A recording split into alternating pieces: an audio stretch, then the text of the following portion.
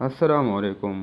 حدیث پوری کی طرف سے آج میں آپ کو رسول اللہ صلی اللہ علیہ وآلہ وسلم کا ایک بہت ہی پیارا اور خوبصورت فرمان سناؤں گا۔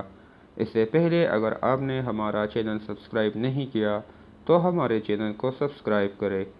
تو چلیے ویڈیو کو شروع کرتے ہیں۔ بسم اللہ الرحمن الرحیم۔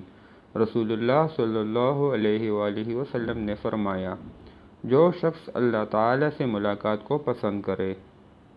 حضرت اماں عائشہ رضی اللہ تعالیٰ عنہ سے روایت ہے، کہا رسول اللہ صلی اللہ علیہ وآلہ وسلم نے فرمایا، جو شخص اللہ سے ملاقات کو پسند کرے اللہ تعالیٰ اس سے ملاقات کو پسند فرماتا ہے، اور جو شخص اللہ سے ملاقات کو ناپسند کرے اللہ تعالیٰ اس سے ملاقات کو ناپسند کرتا ہے۔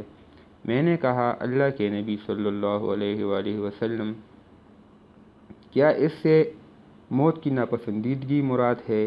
ہم میں سے ہر شخص طبعاً موت کو ناپسند کرتا ہے۔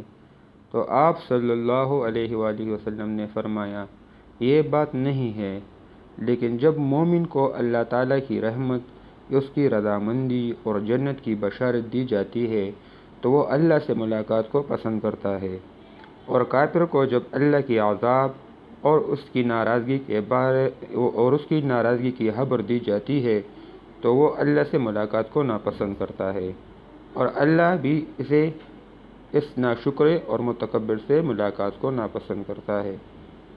دوستو، آپ کو اس حدیث کو ضرور شیئر کرنا ہے اور آپ صلی اللہ علیہ وآلہ وسلم پر درود اور سلام بھیجنا ہے۔ السلام علیکم ورحمۃ اللہ وبرکاتہ۔